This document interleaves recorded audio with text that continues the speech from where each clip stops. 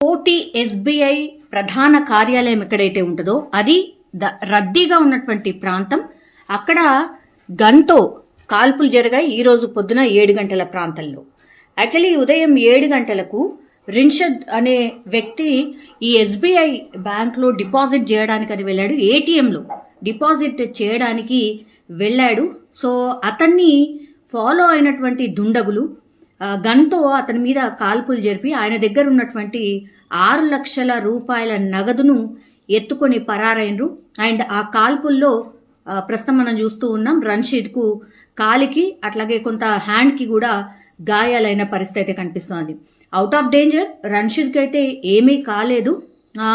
అతనికైతే హాస్పిటల్కి తరలించడం ట్రీట్మెంట్ అయితే జరుగుతోంది. కానీ మనకు తెలుసు కోటి ఇది ఎంత బిజియెస్ట్ ఏరియా. పొద్దున 7 గంటల ప్రాంతంలో అయినా సరే చాలా రద్దీగా ఉంటుంది. ఎందుకంటే అక్కడ చాలా మంది ఫ్రూట్స్ అమ్ముకునే వాళ్ళు కావచ్చు, మిగతా అవసరాల కోసం కావచ్చు, వెళ్ళి వచ్చే వాళ్ళ సంఖ్య చాలా ప్రధానంగా ఉంటుంది. అట్లాంటి కోటి ప్రాంతంలోనే ఒక్కసారిగా ఇంత పెద్ద భారీ దోపిడీ జరగడం, అది కూడా గన్తో కాల్పులు జరిపి మరీ ఒక వ్యక్తి మీద గన్తో కాల్పులు జరిపి మరీ దుండగులు నగదును ఎత్తుకెళ్లడం ఇప్పుడు కలకలం అయితే క్రియేట్ చేస్తోంది. ఇది పోలీసులకు ఒక రకంగా సవాలని కూడా చెప్పొచ్చు. గతంలో కూడా మనకు తెలుసు ఇట్లాంటి గన్ కల్చర్. ఈ మధ్య కాలంలో గన్తో బెదిరింపులకు దిగి కాల్పులు జరపడం, ఇట్లాంటి ఇన్సిడెంట్స్ ప్రధానంగా హైదరాబాద్ ప్రాంతాల్లో